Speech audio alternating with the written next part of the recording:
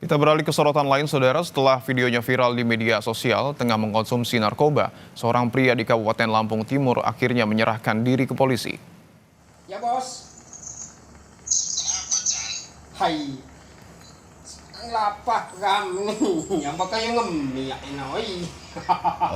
Iya. Di video yang viral, pria bernama Buhari ini mengkonsumsi narkoba jenis sabu.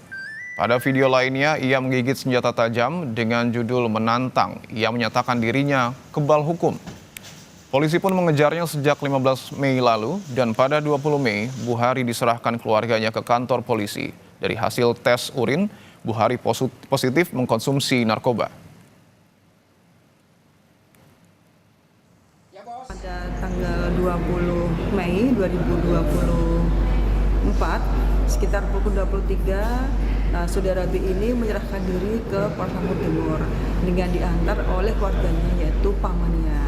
Selanjutnya saudara B ditemani dengan mamanya dan juga diantar oleh anggota Polres Lampung Timur bergerak menuju Polres. Dan sampai di Polres dilakukan pemeriksaan dan betul memang hasilnya adalah yang bersangkutan positif metafetamin. Dan selanjutnya saat ini Polres Lampung Timur bekerjasama dengan BNNP untuk melakukan proses lebih lanjut terhadap saudara B tersebut.